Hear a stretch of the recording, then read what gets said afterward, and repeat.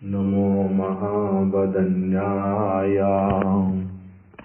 कृष्ण प्रेम प्रदायते कृष्णाय कृष्ण चैतन्य नामिने गौरात्विषे नमः। वृन्दायै तुलसीदेव्यायै प्रियायै केशवस्य च कृष्ण भक्ति प्रदे देवी सत्यवत्यै नमो नमः। हरे कृष्णा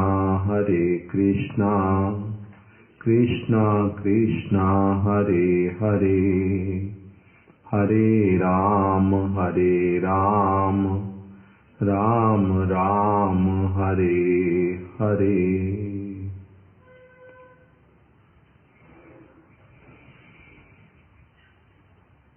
इको ठीक है ना? इको को करना कुछ।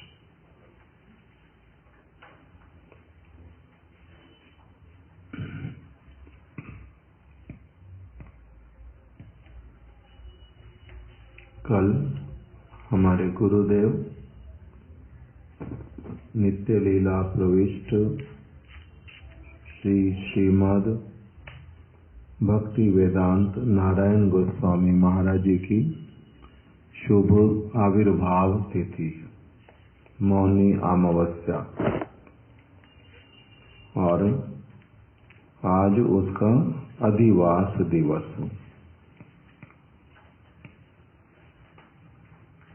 गुरु पूजा का दिवस, उसी को ही व्यास पूजा भी कह ही रहे हैं सब समय।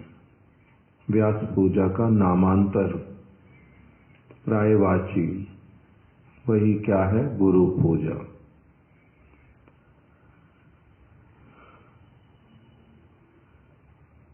यहाँ पर एक वचन लिखा हुआ, श्री व्यास पूजा का नामांतर श्री गुरुदेव के चरणों में आत्म समर्पण है। व्यास पूजा अर्थात गुरु के चरणों में, श्री गुरुदेव के चरणों में आत्म समर्पण, उसी को कह रहे हैं व्यास पूजा। गुरुदेव का मनोभीष्ट क्या है? भगवद सेवा। सुचारू रूप से भगवद सेवा गुरुदेव का मनोभीष्ट है। उसे पालन करना ही हमारा परम धर्म है। जो शिष्य गण है उनका परम धर्म क्या है? शिष्य का परम धर्म है उसी भगवद सेवा को करना सुचारू रूप से, जो गुरुदेव का मनोभीष्ट है। अतः व्यासदेव और श्रीमद् भागवत को केंद्र कर श्री गुरुदेव के मनोवांछित मार्ग का अनुसरण करना ही व्यास पूजा की सफलता और पूर्णता है। व्यास पूजा की सफलता अर्थात कल तिथि है, हम व्यास पूजा करेंगे। व्यास पूजा जो है वो मेरी सफल हो। मैंने पूजा करने की इच्छा की है, मैं पूजा करना प्रारंभ करूंगा, वो सफलता को प्राप्त हो, अर्थात गुरुपाद पद्म प्रसन्न हो। वो सफलता और पूर्णता जो है किसमें है? कह रहे हैं जब अतः व्यासदेव और श्रीमद् भागवत को केंद्र करके, केंद्र बिंदु जो है वो कौन रहेंगे? गुरुदेव। और गुरुदेव जिस वस्तु को सब समय पालन करते हैं, जिस वस्तु का सब समय कीर्तन करते हैं, प्रचार करते हैं, वही श्रीमद् भागवत। गुरुदेव का आदर्श, गुरुदेव की वाणियां, उपदेश इत्यादि, उनका जीवन अर्थात गुरुदेव।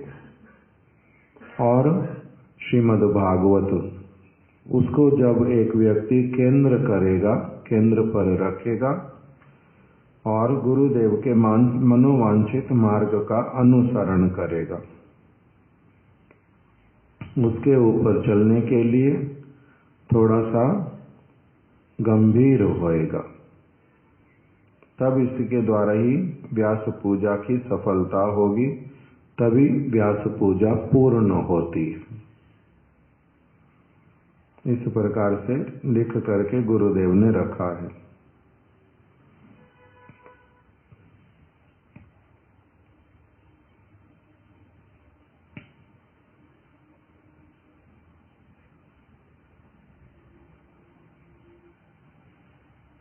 श्री व्यास देव की वाणियां जो हैं, उनको गुरुदेव कह रहे हैं वो अमर वाणियां हैं।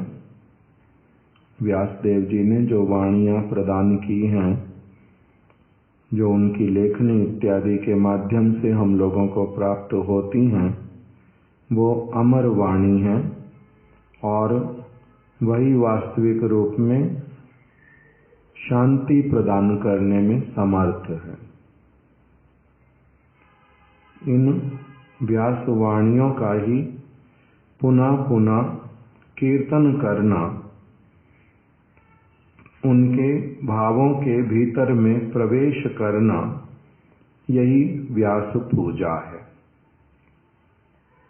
व्यास वाणियों का पुनः पुनः कीर्तन करना, उसको समझना, यही क्या है? व्यास पूजा है। और ऐसे आचार्य जो श्री व्यास वाणियों का नित्य निरंतर अनुशीलन करते हैं, प्रचार करते हैं, घर घर तक, व्यक्ति व्यक्ति तक उस वाणी को पहुंचाने के लिए चेष्टारत हैं, ऐसे जो आचार्य वर हैं, उनके चरण कमलों में पुष्पांजलि अर्पण करना ही वास्तविक व्यास पूजा है। जो व्यास जी की वाणियों को सर्वत्र पहुंचाते हैं, प्रचार करते हैं, उन वाणियों के द्वारा सबको शांति का मार्ग दिखलाते हैं। ऐसे गुरुपाद पद्म की, आचार्य की, उनके चरणों में जब पुष्पांजलि देते हैं, वही व्यास पूजा है। और एक बात बोल दी कि पुष्पांजलि किस चीज की देनी होती है। पुष्पांजलि किस चीज की देनी होती है, तो उसमें कह रहे हैं कि श्रद्धा की पुष्पांजलि प्रदान करना। उनके चरण कमलों में जो श्रद्धा है वो नियुक्त करना।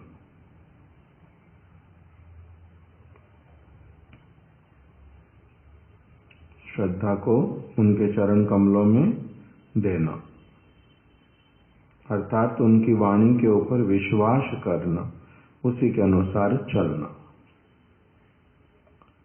तभी व्यास पूजा। श्रीमद् भागवत का आचार और विचार ही गुरुपाद पद्म के प्राण हैं।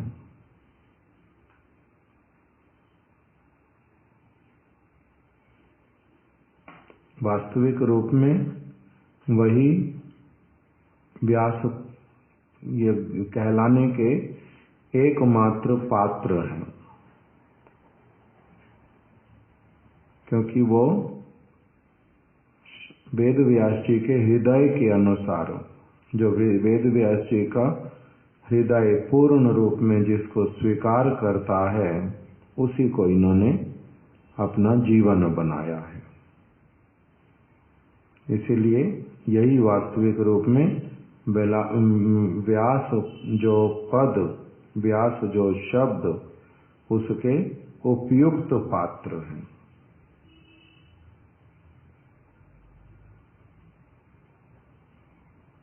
जो कुछ भी हमारे गुरुदेव ने कीर्तन किया, पालन किया, वो सब कुछ जो है किसके आधार पर है?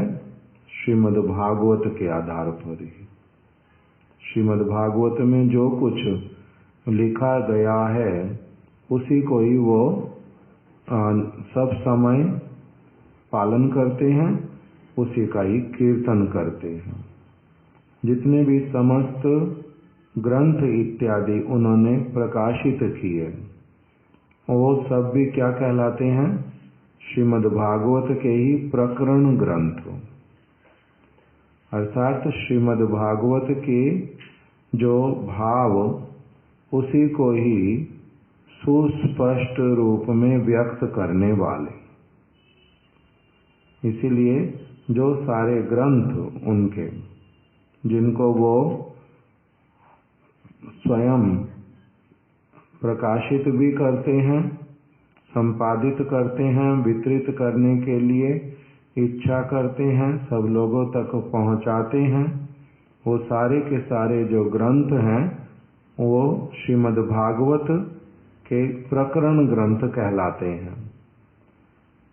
प्रकरण ग्रंथ अर्थात भागवत में स्थान स्थान पर विभिन्न विषय बतलाए हैं, एक एक प्रकरण को उठा करके उसको स्पष्ट रूप से बतलाना। जैसे रास पंचाध्यायी, वेणु गीत और संकल्प कल्प द्रुम, उत्कलिका वल्लरी, प्रेम संपुट, चमत्कार चंद्रिका, ये सारे के सारे ग्रंथ एक के पश्चात एक वो श्रीमद् भागवत के ही प्रकरण ग्रंथ हैं। प्रकरण ग्रंथ, इसलिए जो कथाएं कहते हैं वो सारी कथाएं यद्यपि श्रीला रूप गोस्वामी पाद, श्रीला विश्वनाथ चक्रवर्ती ठाकुर के विचार, श्री चैतन्य महाप्रभु के विचार सबका, किंतु जो मूल है वो क्या है? श्रीमद् भागवत। इसलिए जो भी वाणियां वो पूरी तरह से भक्ति विनोद ठाकुर जी की हों, श्रीला प्रभुपाद जी की हों, सारी की सारी वाणियां जो हैं उनका मूल स्रोत श्रीमद् भागवत केंद्र। तो इसीलिए वो उन्हीं समस्त वाणियों का ही कीर्तन करते हैं, श्रीमद् भागवत की वाणियों का। भागवत में ही जो जो उपदेश प्रदान किए गए हैं, जो भगवान का स्वरूप निर्धारित किया गया है, भगवान की जिन लीलाओं का वहाँ पर वर्णन किया है, भगवान को प्राप्त करने के लिए जो उपाय बतलाए हैं, उसी के ऊपर ही संपूर्ण आस्था स्थापित करने वाले। इसीलिए हमारे गुरुपाद पद्म भागवतीय गुरु परंपरा उसके अंतर्गत पूर्ण रूप में निष्णात। हरि नाम का आश्रय लेने वाले, कृष्ण को स्वयं भगवान और अत्यंत अद्भुत मधुर लीलाएं करने वाले ब्रजेंद्र नंदन कृष्ण के रूप में आराधना, ये भागवत में ही बतलाया गया। वहीं पर ही रास पंचाध्यायी, वहीं पर ही कृष्ण का गोचारण करने जाना, कृष्ण का गिरिराज गोवर्धन को धारण करना, श्रीमती राधा रानी इत्यादि के समक्ष प्रकटित होकर के ना पारे अहम निर्वद्य संयुजाम इत्यादि वाणियां कहना, उद्धव जी की जो वाणियां कि मैंने आर्य पथम चहित्वा, जो गोपियां हैं, आशा महो चरण रेणु जुषाम्यहम श्याम, जो समस्त भागवत की वाणियां उन्हीं को ही सब समय क्या करने वाले, उसी के ऊपर पूर्ण आस्था रख करके बड़े ही आनंद के साथ में उन वस्तुओं की घोषणा करने वाले। तो इसे भागवतीय परंपरा में क्या हुआ, बंद कर दे हीटर, अभी इतनी गर्मी में से इधर से बंद होगा ना, उधर से होगा।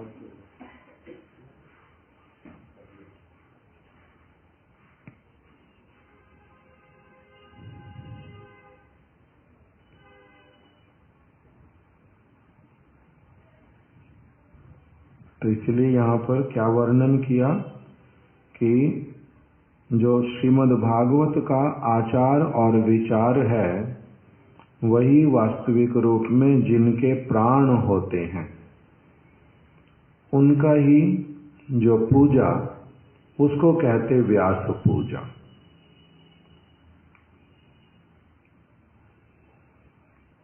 जो श्रीमद् भागवत का आचार और विचार जिनके प्राण हैं, अर्थात उसी के अनुसार वो सारा कुछ करते हैं, श्रीमद् भागवत को सर्वोपरि मान करके।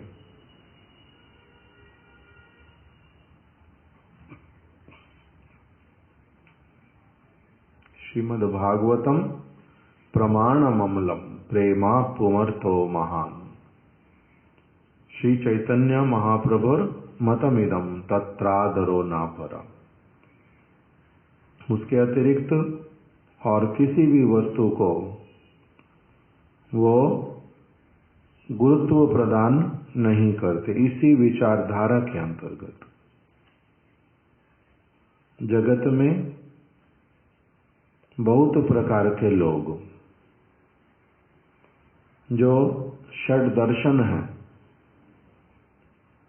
वो षड दर्शन प्राय कैसे हैं? नास्तिक। भगवान को जो वास्तविक कारण सब वस्तुओं का वो नहीं मानते। उसमें फिर जो आस्तिक लोग हैं, आस्तिकों में भी फिर दो प्रकार की श्रेणियां। एक क्या स्वीकार करते हैं? अद्वैतवाद को, निर्गुण तत्व को, और दूसरे सगुण तत्व को। उस सगुण तत्व के अंतर्गत फिर बहुत सारे आचार्य, शंकराचार्य जी को अलग हटा दो, फिर उसमें कौन कौन आ जाते? 4 संप्रदाय के आचार्य। उन 4 संप्रदाय के आचार्यों में जो ब्रह्म संप्रदाय के अंतर्गत आचार्य शिला मध्वाचार्य जी, उन्होंने मायावाद का खंडन किया प्रबल रूप में और द्वैतवाद का स्थापना किया। भगवान हैं, भगवान की शक्तियां हैं, उनके परिकर गण हैं। जड़ और जीव में, जीव और भगवान में ये अंतर जो है उसके विषय में ठीक से बतलाया। फिर उसी को श्री चैतन्य महाप्रभु ने बहुत और स्पष्ट करके बतलाया।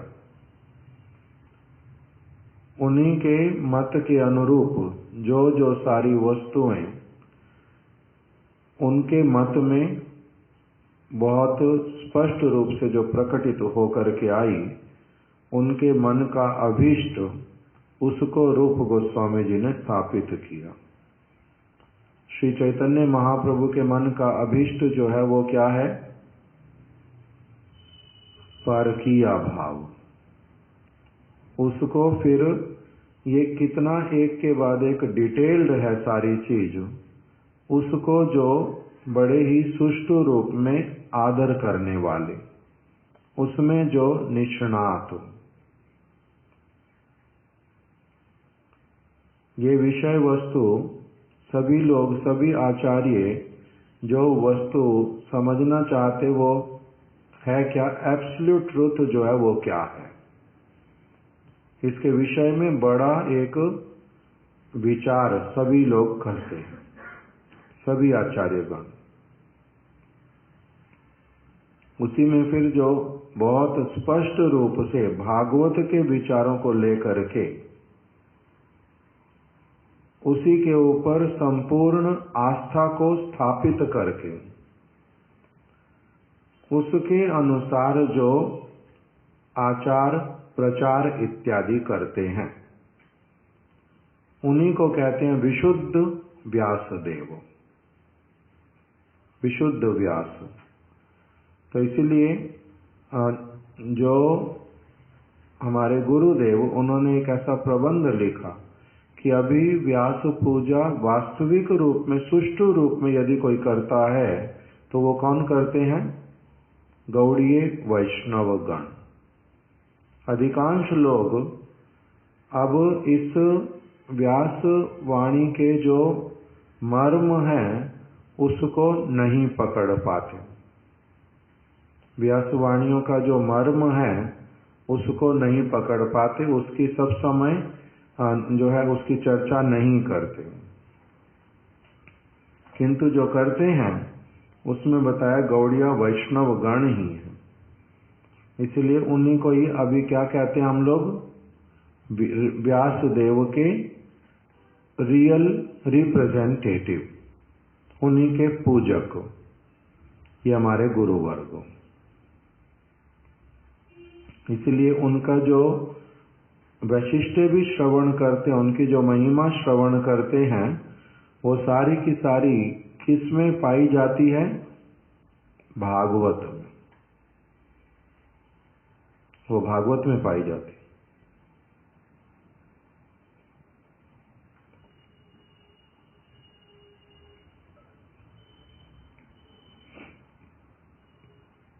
श्रील गुरुदेव के एक दो उपदेश बतलाओ, जिससे फिर पता चलेगा कि कैसे भागवत की वाणियों के साथ में उसका मेल खाता है पूरी तरह से।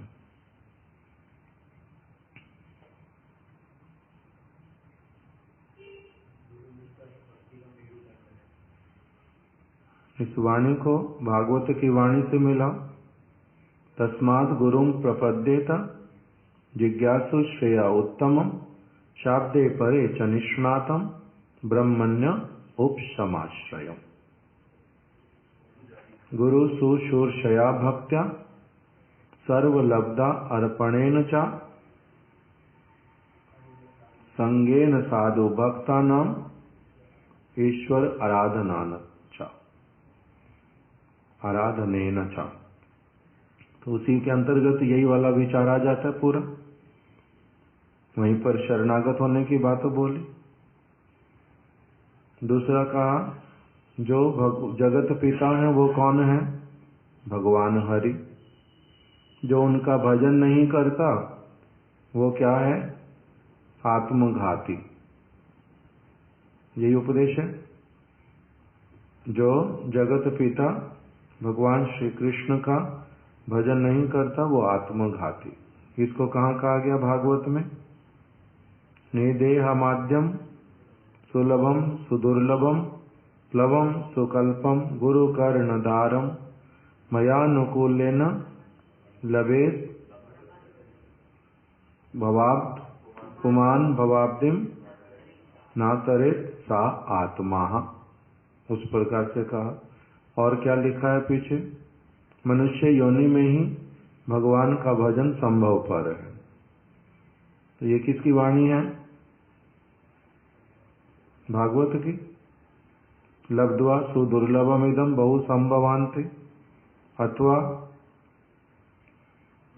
प्रहलाद महाराज जी का जो उपदेश कौमारम आचरित प्रज्ञा धर्मान भागवतान्या। तो इसलिए जो जो उपदेश पढ़ेंगे उसकी लाइट जला के आओ तो चैतन्य प्रभु।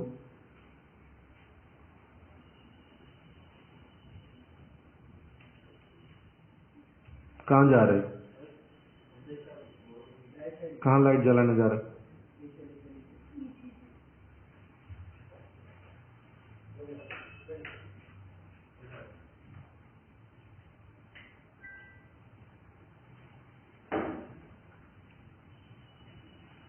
जो लोग जगत पिता और सबके पालन करता भगवान का भजन नहीं करते, वे अबोध और आत्मघाती हैं।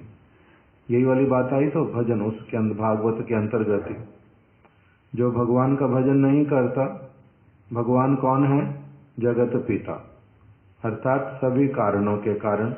ये किसने बताया? ब्रह्मा जी ने भागवत में बतलाया। तो कौन से श्लोक में? ना, वो तो अलग जगह हो गया। भागवत में जो बताया, नौ मीड्यते से जो प्रारंभ करके वंदना किया, उसी में इस प्रकार का वंदना किया कि आप ही वास्तविक रूप में कौन है? नारायण के भी जो है पिता हैं। आप ही नारायण के भी पिता, आप ही मूल हैं सभी वस्तुओं के। तो इसलिए जो लोग जगत पिता और सबके पालन करता, उसी में ब्रह्मा जी की स्तुतियों में आया पालन करने वाला भी। और जो चतुश्लोकी भागवत, उसमें भी यही आया। भगवान स्वयं बोल रहे हैं कि मैं कौन हूं? अहम एवं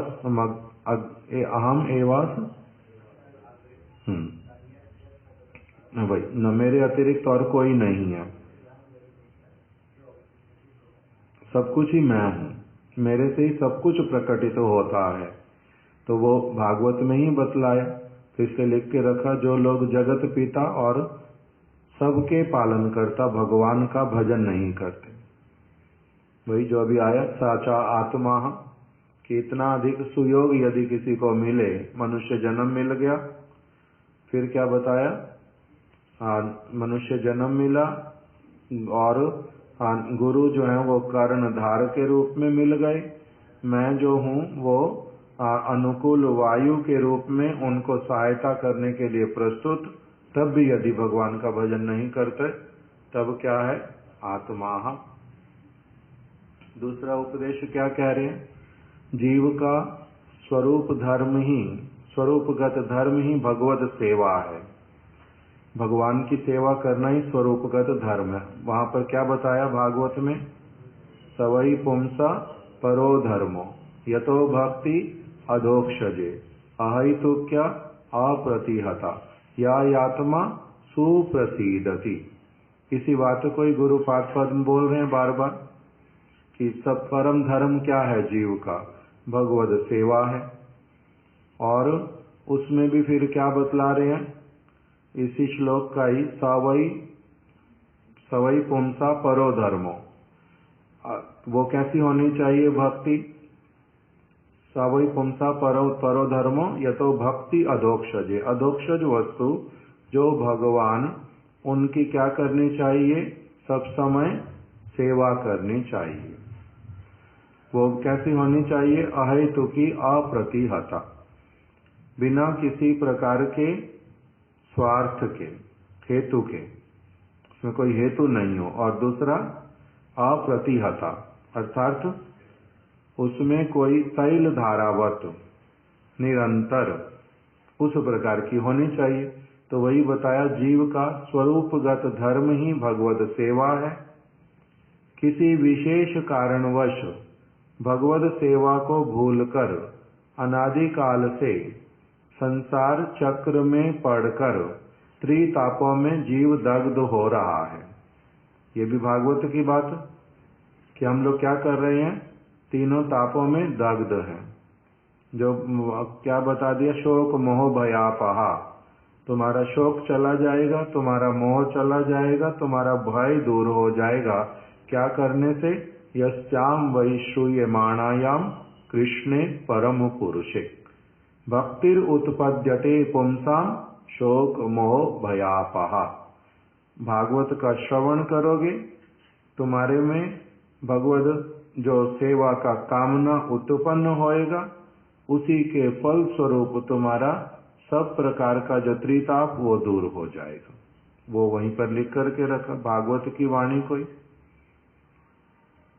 उसके बाद क्या लिखा है? मनुष्य योनि में ही भगवत आराधना संभव है।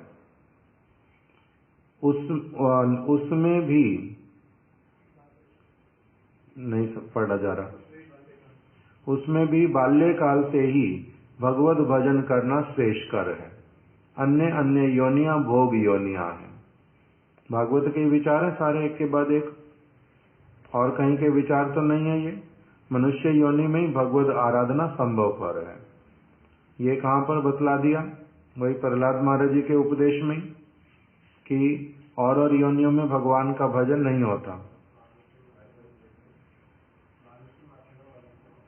मनुष्यम अर्थदम, ये अर्थ प्रदान करने वाला है, अनित्य जन्म है, उस प्रकार का। सत्संग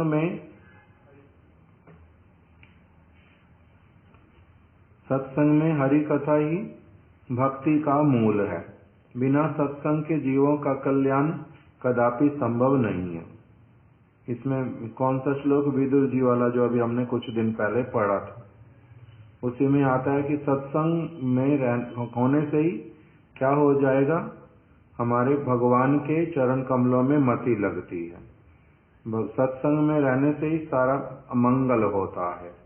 तो एक के बाद एक वेद शास्त्र में पारंगत, भगवद अनुभूति संपन्न, भौतिक विषयों से अनासक्त, भगवान नाम पारायण भक्त शिरोमणि ही सदगुरु हैं। ऐसे सदगुरु का आश्रय ग्रहण करने से ही शुद्ध भक्ति में प्रवेश संभव है, अन्यथा नहीं। सदगुरु का चरण आश्रय करना चाहिए, उसी से ही भव समुद्र पार होता है, अन्यथा नहीं होता। शुद्ध भक्ति में प्रवेश भी, ये भी भागवत का ही बात। एक के पश्चात एक जब सारे प्रसंग पढ़ेंगे तो उसी में आएगा यही वाला ही। फिर क्या बताया? विषयी लोगों का मनोरंजन करना, लौकिक भोगों का संग्रह और उनमें लिप्त रहना, ये सदगुरु के लक्षण नहीं है। ऐसे ढोंगी व्यक्तियों से दूर रहना चाहिए। तो ये भागवत की वाणी, भागवत में ही बतला दिया कि क्या करना चाहिए। एक क्रीड़ा मृग करके शब्द आया एक श्लोक में। ये क्रीड़ा मृग बनना नहीं। बहुत सारे पुरुष स्त्रियों के क्रीड़ा मृग बनते, अर्थात जैसे वो चाहते वैसे चलते। उसी प्रकार से संसार में जिस तरह से लोग उनको चाहते वैसे वो चलते, उनके अनुसार अपना उनका मनोरंजन करने के लिए जीवन यापन करते। लोगों का मनोरंजन करने के लिए, विषय लोगों का अथवा लौकिक भोगों का संग्रह करने के लिए लिप्त रहते। जो लोग इनको गुरु नहीं कहते, ये सारे भागवत में ही बतलाया। फिर गुरुदेव ने उपदेश किया, कलयुग का एकमात्र धर्म है भगवान नाम का संकीर्तन करना। इसी से सहज ही जीव का कल्याण संभव है। इसे छोड़कर जो लोग कलयुग में यज्ञ, तप, योग, ज्ञान का उपदेश देते हैं अथवा उसमें तत्पर होते हैं, उनका सब कुछ निष्फल होता है। शास्त्र ऐसा ही कहते हैं। ये कौन से श्लोक लगेंगे यहाँ पर?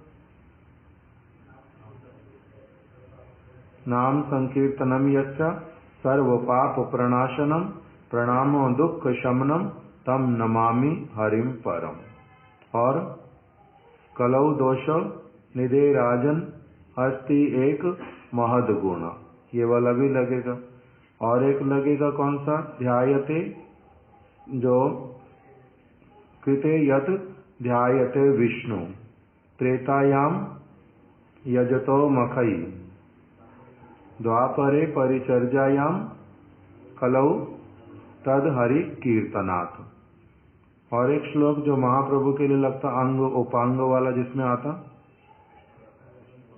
कृष्ण वर्णम त्विषा कृष्ण सांगोपांग अस्त्र पार्षदम संकीर्तन यज्ञ प्राय यजंती ही सुमेधसा। तो ये सारा का सारा किस में आ गया? उसी के अंतर्गत कि कलयुग का एकमात्र धर्म जो है वो क्या है? भगवान नाम का संकीर्तन करना। तो ये उपदेश भी उसी में आ गया। फिर हरि नाम संकीर्तन ही जीवों के लिए श्रेष्ठतम साधन और साध्य है। ये कहाँ की वाणी हो गई? भागवत की। वही का वही विचार आ गया। फिर 10वां उपदेश दे रहे हैं, ब्रजेंद्र नंदन श्री कृष्ण ही भगवत्ता की चरम सीमा है। ये कौन सा श्लोक आ गया? कृष्णस्तु भगवान स्वयं वाला। एते चाअंश कला पुंसा कृष्णस्तु भगवान स्वयं। और कौन से कृष्ण? फिर उसमें फिर आगे अगर और कोई श्लोक देखेंगे उसमें क्या आएगा, नंदा किम अक्रोध ब्रह्मन यशोदा चा महाभागा। यशोदा माता जो है वो महा सौभाग्यशाली हैं, नंद महाराज जो हैं वो महामना हैं। इसलिए जो वो ब्रजेंद्र नंदन कृष्ण, उसी के लिए क्या बोल दिया, ब्रजेंद्र नंदन श्री कृष्ण ही भगवत्ता की चरम सीमा। ये कहाँ की बात, भागवत की। वे अखिल रसामृत सिंधु और सर्व शक्तिमान है। ये भी कहाँ की बात, भागवत की। कृष्ण जो है सर्व शक्तिमान है, अखिल रसामृत सिंधु है। ये कैसे पता चलेगा भागवत में, जहां रसो वही सा भागवत का वचन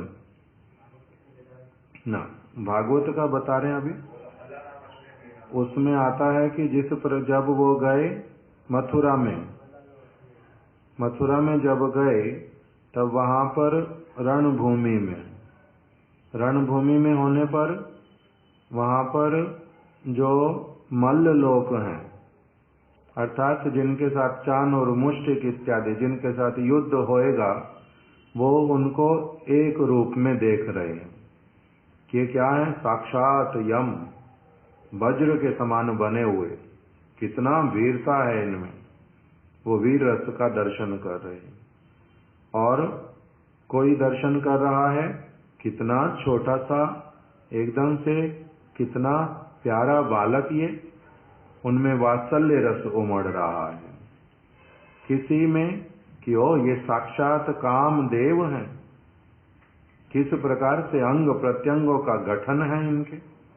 तो वहां पर सभी रसों का बताया। कृष्ण में क्या दिखाई दिया, प्राकट्य। अलग अलग व्यक्तियों ने अलग अलग रसों का वहां पर दर्शन किया। तो इसलिए यहां पर बोल रहे हैं वे अखिल रसामृत सिंधु हैं और सर्वशक्तिमान है। सर्वशक्तिमान कैसे प्रकटित हुआ भागवत में, एक के पश्चात एक बतलाया। कैसे, छोटे से बालक पूतना का वध, अघासुर, बकासुर, तृणावर्त, कालिए के ऊपर नृत्य, गिरिराज गोवर्धन को धारण करना, कंस को स्पर्श मात्र से ही मृत्यु, जो ये सारा उनका सर्वशक्तिमत्ता जो है उसको प्रकटित किया भागवत में। फिर 11वें उपदेश में गुरुदेव कह रहे हैं, ब्रज गोपियों के द्वारा की गई श्री कृष्ण की आराधना ही सर्वश्रेष्ठ आराधना है। ये किसमें निर्धारित किया, भागवत में। जहां पर कृष्ण ने आकर के अपनी आप से क्या कहा, गोपी गीत के बाद में, ना पारे हम निर्वद्य संयोजाम। तुम लोगों ने जिस प्रकार से मेरी आराधना की, वैसी आराधना मेरी और कोई नहीं कर सकता। उसके द्वारा मैं तुम्हारा चिर ऋणी हूं, मैं तुम्हारे ऋण से कभी उऋण नहीं हो सकता। इसलिए भागवत का वचन ये वाला भी कि उनकी आराधना ही सर्वश्रेष्ठ है। और कौन सा श्लोक आया जिसमें राधा रानी के लिए इनडायरेक्टली शुकदेव गोस्वामी ने अन्याराधितो नूनम भगवान हरिरीश्वरा, कि इन्होंने ही क्या किया है, सबसे अधिक कृष्ण की आराधना की है। इसलिए वही वाला वचन यहाँ पर लग गया। फिर क्या आ रहा है, यदि कल्याण चाहते हो, अंतिम उपदेश, यदि कल्याण चाहते हो तो भक्त जनों की निंदा कदापि ना करो, वैष्णव निंदा से सर्वनाश अवश्यम भावी है। ये कौन सा वचन लगेगा यहाँ पर भागवत का, सती वाला उपाख्यान। गुरुदेव उसको बहुत बार वर्णन करते थे कि देखो दक्ष प्रजापति ने क्या किया, शिव जी के चरणों में अपराध किया और उसके फल स्वरूप सती ने क्या किया था, शंकर जी की बात मानी नहीं। वो कहाँ चली गई, दक्ष प्रजापति के पास, बिना बुलाए। उन्होंने कहा क्या था, शंकर जी ने कहा जी नहीं जाना चाहिए। पार्वती देवी ने क्या उत्तर दिया, पिता का घर, वहां पर भी फिर निमंत्रण आना चाहिए। पिता के घर में बिना निमंत्रण के ही जा सकते। शंकर जी ने क्या कहा था ना, उन्होंने कहा था यदि देहात्म बुद्धि से परे हो पिता, देहात्म बुद्धि से परे हो यदि पिता, तब वहां पर बिना बुलाए जाना चाहिए। देहात्म बुद्धि से ऊपर उठा हुआ जो भी भक्त होगा उसके यहाँ पर बिना निमंत्रण के जाने पर भी कभी कोई असुविधा होगा नहीं, किंतु जो देहात्म बुद्धि से ऊपर नहीं उठा हुआ, विशेष करके जो विद्वेष रखता है फिर हमारे प्रति, उनके यहाँ पर नहीं जाना चाहिए। किंतु उन्होंने स्वीकार किया नहीं, गए और उसका क्या हुआ, फिर दुष्फल हुआ। तो उस उपाख्यान के द्वारा ही अंत में फिर क्या आता है कि वैष्णव जो है वो तो उनके चरणों में यदि कोई अपराध करे तो वैष्णव उसके लिए कोई प्रतिकार नहीं करता, किंतु उनकी चरण धूल जो है वो अपराधी को क्षमा नहीं कर पाती। तो इसलिए जो पार्वती देवी वो शंकर जी के चरणों की धूली के सदृश है। शंकर जी ने उसमें कोई दिमाग लगाया ही नहीं कि वो क्या कहते क्या करते दक्ष प्रजापति, किंतु पार्वती देवी जो है वो सहन नहीं कर पाई, इसलिए उन्होंने क्या किया, वहीं पर ही योग अग्नि से अपने दाह कर लिया, अपने शरीर का दाह कर दी। उसी के कारण हाहाकार मचा, दक्ष प्रजापति का बहुत असुविधा हुआ, सारा कुछ हुआ। तो इसीलिए एक वचन में ही बोल दिया, यदि कल्याण चाहते हो तो भक्त जनों की निंदा कदापि ना करो, वैष्णव निंदा से सर्वनाश अवश्यम भावी है। तो एक के पश्चात एक जो इसमें सारे उपदेश आए 12, वो सारे कहाँ से हैं, उनका मूल जो स्रोत है, आधार है, वो क्या है, श्रीमद् भागवत।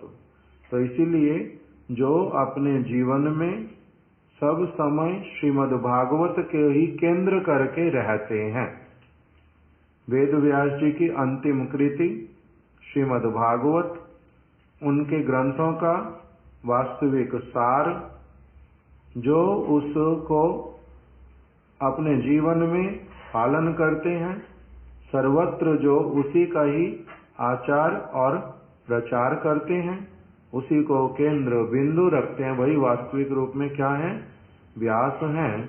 इसीलिए उनके चरण कमलों में श्रद्धा रूपी पुष्पांजलि अर्पित करनी चाहिए। क्यों?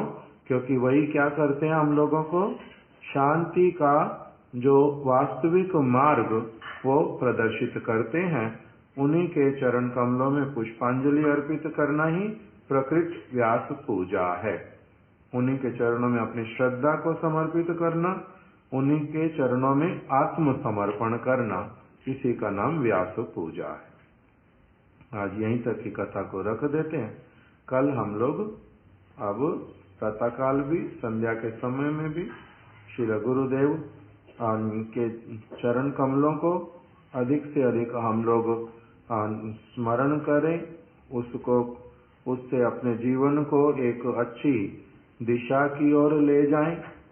इसी वो हमारे ऊपर प्रसन्न हो, उनके जो ये उपदेश इत्यादि, हम इनको भागवत के वचनों के साथ में विशेष रूप से समझ करके उत्कंठित हो जाएं, प्रेरित हों भली प्रकार से भागवत धर्म का पालन करने के लिए। यही हमारी कामना है। वाञ्छाकल्पतरुभ्यश्च कृपा सिन्धुभ्य एव च पतितानां पावनेभ्यो वैष्णवेभ्यो नमो नमः। श्री गुरुदेव की जय। श्री व्यास पूजा अधिवास तिथि की